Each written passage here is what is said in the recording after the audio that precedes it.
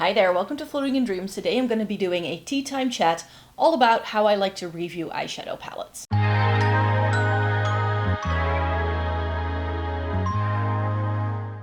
So in today's video, as part of Eyeshadow Palette Month, I thought we could chat about how I like to go about doing reviews, especially eyeshadow palette related. I do these videos every single month where I do a little roundup review of the new palettes that I'm testing out for myself that month. I try to stick to 4 or 5 of them usually, depending on how many pans there are in every single one of the palettes.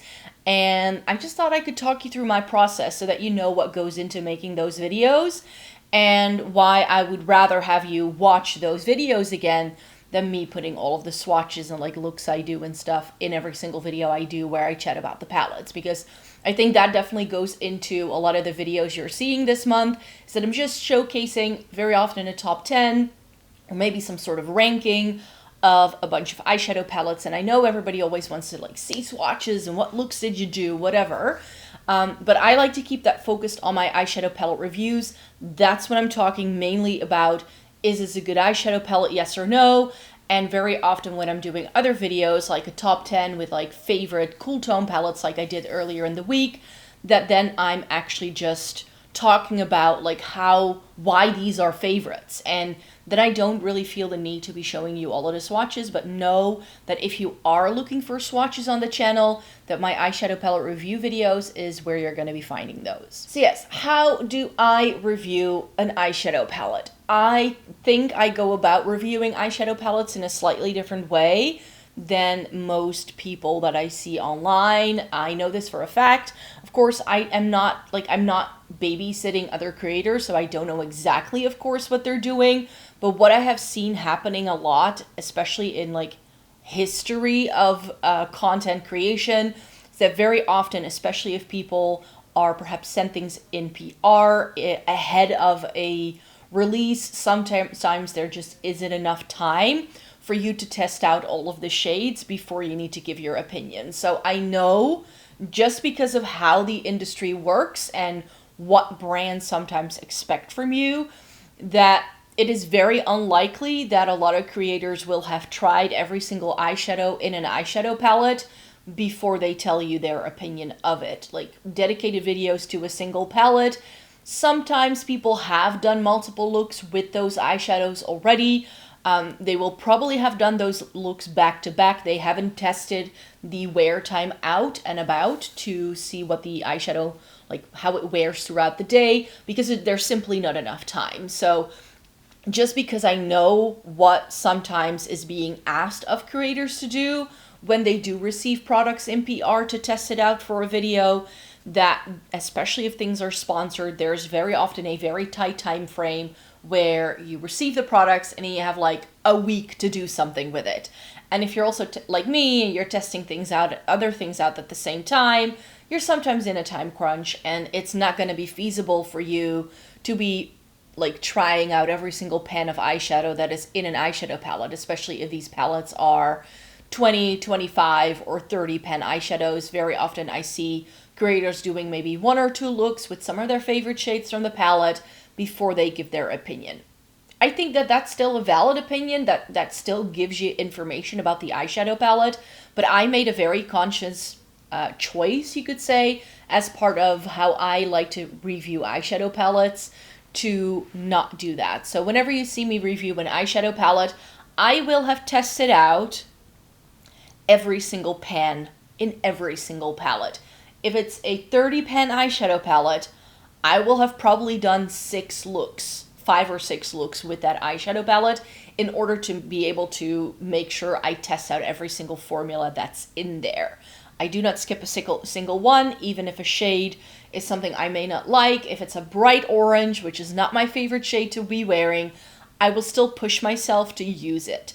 I will also very often have tested every single one of those looks out and about in my day-to-day life, because what I tend to do with my eyeshadow palette reviews is that I test them out as part of my everyday life. So I need to head to work anyway, might as well do my makeup and do a look with this new eyeshadow palette and then wear it throughout the day to see how it wears and to really see whether it like has any sort of longevity, Does the shimmer fall down my face? Is there any creasing? Those are all things I can then test out as part of my little eyeshadow palette trial. I do not get to do a full day trial for every single look sometimes. Sometimes I do get in a little bit of a time crunch and I'm like, I need to be filming that video on Sunday because the video needs to go up later in the week. So I may sometimes have one or two palettes that I do not get to test every single look out for the entire day. But I will have at least worn one of the looks that I've done for a full day, where I apply my makeup in the morning and I wear it for the rest of the day. Those looks are on my face for 8 hours at a minimum, because I just tend to do my makeup in the morning and then I go about my day, and that's how I test out any product, whether it's foundation, whether it's blush.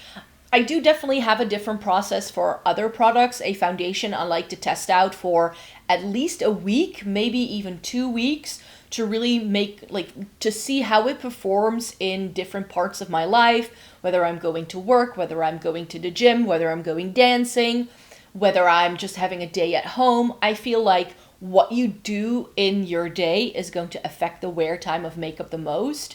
And it really, it doesn't even have to do with how you apply the makeup, right? So especially for things that go onto my face, and especially things like foundations and concealers, I really want to see in different situations how it wears. And those I definitely want to make sure I wear them for multiple days in a row with at least 12 hours of wear time every single day to really see how it performs on my face. With blushes and bronzers, I can usually make up my mind a lot more easily. I don't experience blushes, bronzers, or highlighters fading on me. I have pretty dry skin, so I feel my skin doesn't eat makeup. I know that can be an issue for some people, but for me, that's never been the case.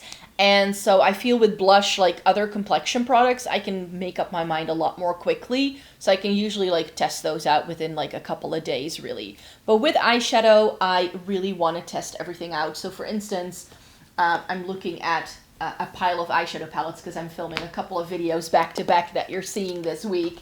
And I have the Poison Garden here, and this has, I think, 20 pans. Yeah, it's 20 pans in total, and in order for me to be testing this out and to make sure I have some cohesive looks and that it all works together, I like to do 4 different looks with something like this usually. I can do looks with up to 8 or 9 shadows, but I will very rarely wear just 2 eyeshadows on my eyes and call it a day. I'm testing out an eyeshadow palette today. This is the Viseart Cool Mattes that I'm testing out this month. It's the Petite Cool Mattes, which is the small version of the original Cool Matte they used to do in the clear packaging. They still do the clear packaging as well. And I tried the Petite matte palette with the cool tones that they did a little bit later as well, and those I didn't like, so I was curious to see whether I would like this a little bit better. So this is I think, how many shades? This is 6 shades, I believe. So I usually do 5 to 6 shades, sometimes 4, depending on how many pans there are in the eyeshadow palette. But for something like this, it makes sense to do 4 looks with 5 shades each. And then I tend to sort of stick to things that will go together. So in a palette like this that has obvious warm tones and then obvious cool tones, I tend to stick to the warm tones together and these berry tones together, and the blues with some of these gray tones perhaps, and then these murky greens with some of these browny gray things at the bottom. I'm pretty sure I made that division when I reviewed it. And it's not because I don't want to be more adventurous or that I want to be more creative with my makeup, but I feel that that's the best way for me to see how things blend, how things wear. And I do wear things out in my day-to-day life, so even though I really love wearing juxtaposing colors, I very often will then contrast my lip color, or maybe contrast it with my top, or do something else to have that level of contrast that I like to have, rather than doing it in one makeup look. It just takes a little bit more time, and because I am doing these makeup looks as I'm getting ready for work, I usually have about 5 minutes to do an eye look. I think I spend about 15 to 20 minutes every single morning to do my makeup before I head out the door. So while I love doing creative looks and doing all that, I've tested a lot of things out, and especially right now I have summer vacation, and then I like to sometimes spend a little bit more time on my makeup as well. But when I'm usually doing my makeup for reviews, I'm on the go, I need to head out the door, I have to teach a class, I don't have hours to spend on my makeup, so that's why the kind of looks you see me do may be deemed boring by some people, or maybe not like Instagram worthy. But while some makeup artists will have like an hour and a half just to perfect an eye look, I don't have that kind of time. And I think a lot of people actually who watch my videos don't have that kind of time as well.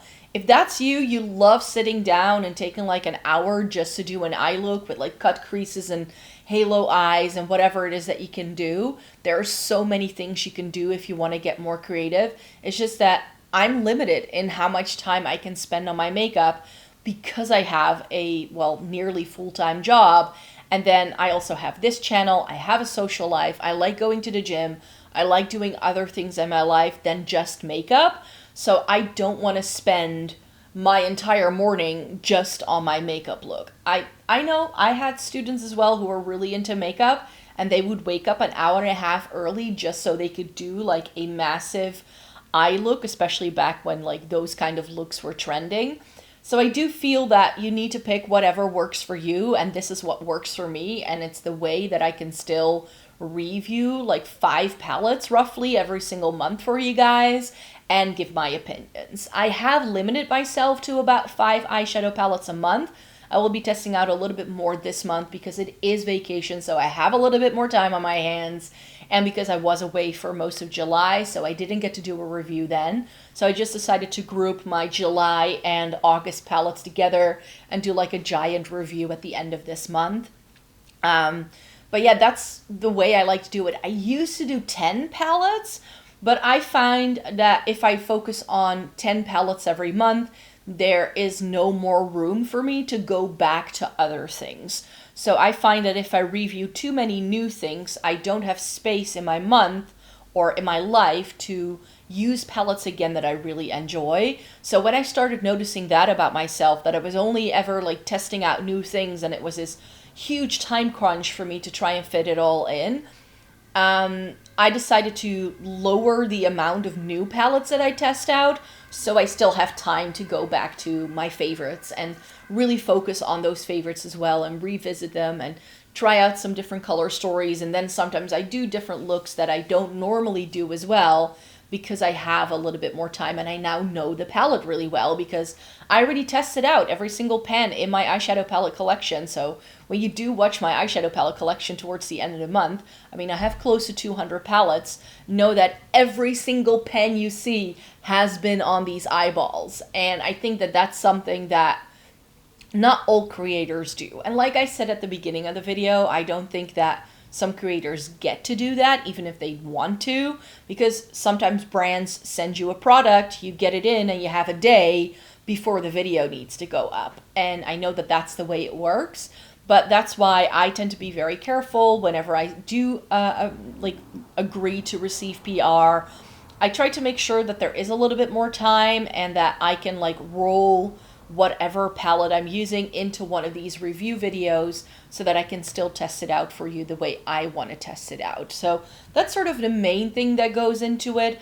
So whatever happens, like if I take you through the process of me getting a new palette in and it then ending up in the review, sometimes it can take me a little while for me to get a product, not only because I am in Europe, I'm not sent everything in PR by any means. Products tend to be here later very often if I can already get my hands on it. And even if I do buy things upon release, especially if it's a US-based brand, it can take up to 4 to 6 weeks for things to get here. So there is already, like, in terms of like makeup releases and being able to buy things, and then for things to get here, there's already a little bit more of a time stretch compared to like when things are being announced for me. Plus, I do tend to use my Google AdSense money to make the makeup purchases for this channel. So what I tend to do is that I use the money I make here on YouTube with the ads that run on my videos, and I use that to buy makeup. So I do want to stick within that budget very often. So very often I wait for that money to come in, or that I at least know how much is going to come in next month, and then I make the purchase. So there isn't just the issue of me not being able to get my hands onto a product ASAP.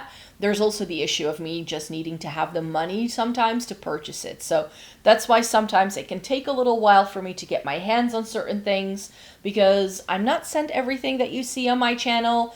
I am lucky to be able to receive some things in PR now from time to time. MONOLITH has been very, very kind, sending me a lot of palettes this year, which means that a lot of things I would have bought with my own money, I now no longer have to buy.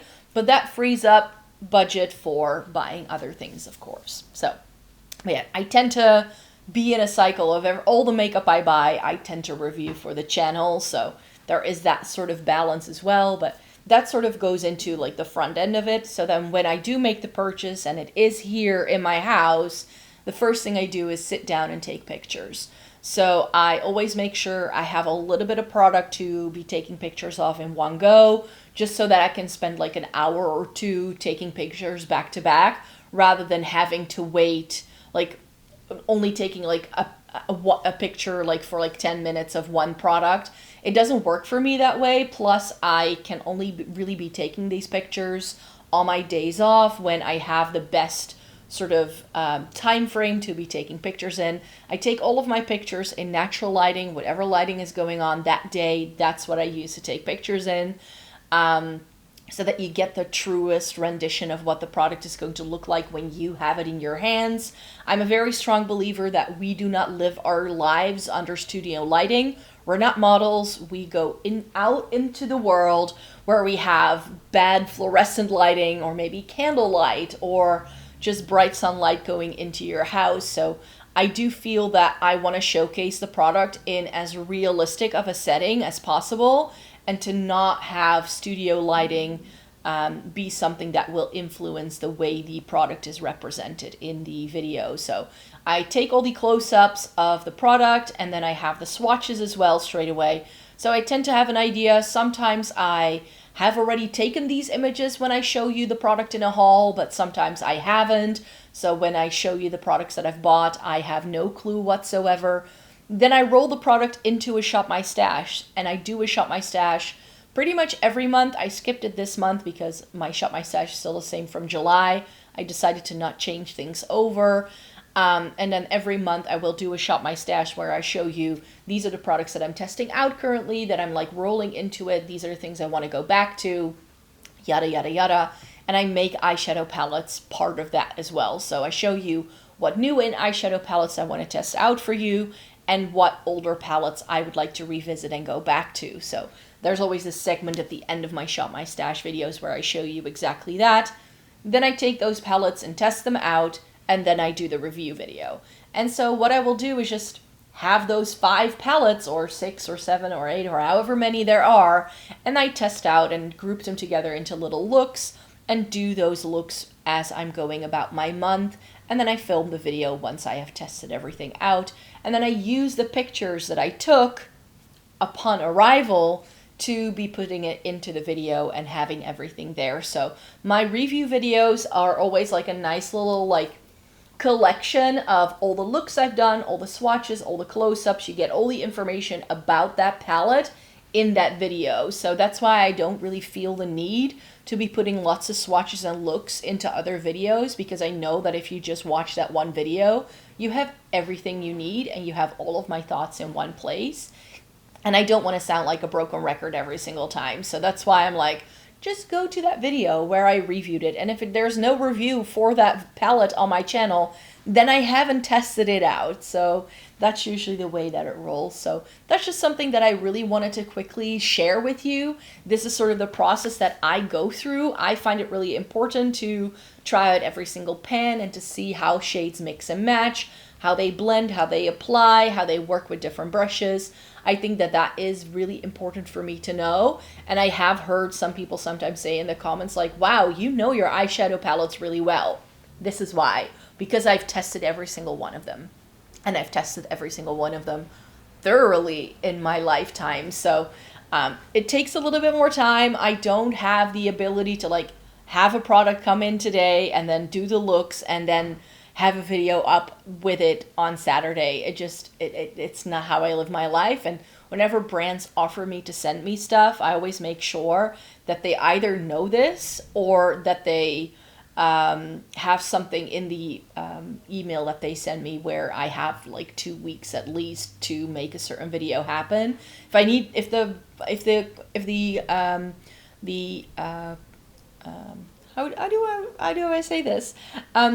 time limit is too short between me receiving the product and me having to post about it, that I know, especially combined with my job, I will never be able to do it, because if the product arrives on a Monday, I'm sorry, but I don't even have time to take pictures of it until Friday. So I cannot possibly be in a position where you send me a product and then I can film with it straight away, because I do want to make sure I have pristine pictures of how the product came to me without it having been swatched or without it having been touched before I actually use the product. And that's why there's always a little bit of extra time for me. And I just don't have the ability in my house to have lighting where I can actually take these pictures like with studio lighting or anything like that. I just don't have the setup for it, and I don't have the room. So yeah, that's sort of what goes into my little behind the scenes life here on the channel, what I like to do, how I roll things into my day-to-day life, and how I roll things into the content of the things that I want to show you. So I hope this video was helpful and a little bit informative. If there's anything that you're like missing in my eyeshadow palette reviews, I would love to know. I do like to get feedback from time to time to see like if there's anything you're still missing there. But yeah, I really hope you enjoyed watching this video today. Thumbs it up if you liked it, and stay tuned for more, because we're still doing eyeshadow palette month until the end of the month. So there's a giveaway and all that jazz, so make sure to link that video in the description box down below, and then I hope to see you again really, really soon in a new video. Bye-bye.